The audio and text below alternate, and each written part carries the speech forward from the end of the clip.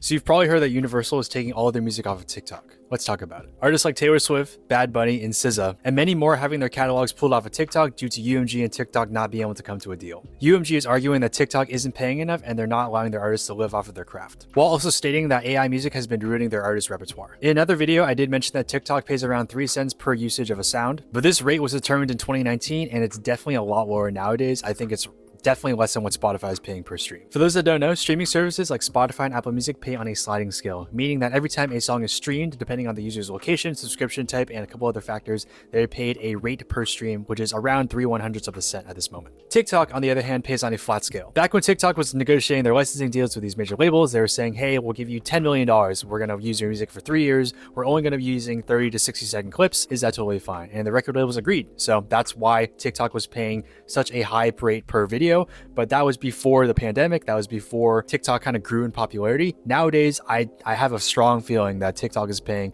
significantly less than even what Spotify and what Apple Music is paying per usage. The main reasons for this is that TikTok has a ceiling with the amount of royalties they can pay out, and that is whatever amount it is, 10, 20 million, whatever it is. That's the ceiling, right? So if more artists and more people are posting on the platform, that rate per usage or rate per stream is going to go down over time because they're running out of money.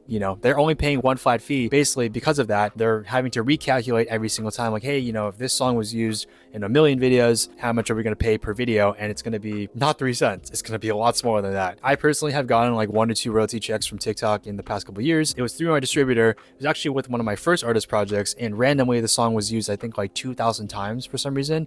And it was like a $400 check. One, surprising because I did not think the song was going to get used. And two, that's probably the most I'm ever going to get paid from TikTok. Nowadays, it's like insignificant. TikTok is definitely treated more as a promotion platform to bring people to other places rather than being the sole purpose generating income for artists. But strictly from a business standpoint, if I was UMG, I think this was a good call. For them, one, they want to make sure that they're getting money for the artists that they have signed because, TikTok is considered a streaming service and they want to make sure like, hey, if we have our music on your platform, we want to make sure we're getting compensated for that to then redistribute to our artists.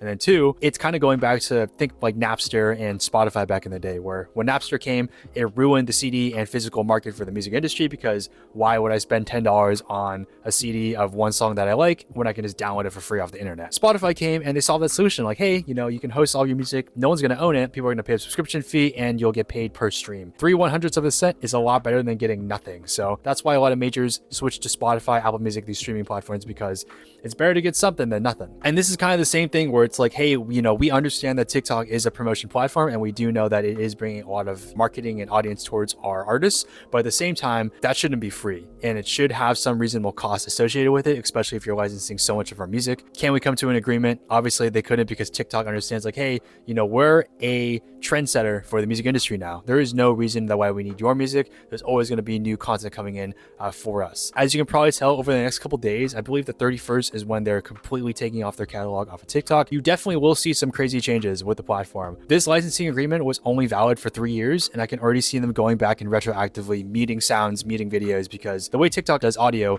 is that rather than having the music track and the actual voiceover or whatever the original video's audio is separate, they sum it to one value. Because of that, a lot of videos from your favorites or whatever or likes are going to be muted because of this. CapCut is going to see some crazy things. There's a lot of videos on CapCut that are probably going to get muted and banned, unfortunately, because of the sound usage and the licensing agreements. It's going to be weird. It's going to be really crazy. I can already see independent artists getting some sort of lift because of this, but also seeing harder TikTok content regulations in terms of like what YouTube does, where if you use a sampled song on YouTube, most likely you're going to get one, demonetized, or two, the record label will claim your monetization for that video and you're not going to be making anything from it. That is what I think is going to be most likely. We're going to see a lot of these videos getting muted or downright deleted because TikTok no longer has the licensing agreement with UMG in order to do this. This is not the case with other record labels. I believe Sony still has a deal with TikTok, and then there's one other major, I think Warner does as well. They still have deals with TikTok or they are negotiating them. Ideally, it would have made more sense if UMG had done some sort of partnership with Sony and Warner, basically saying like, hey,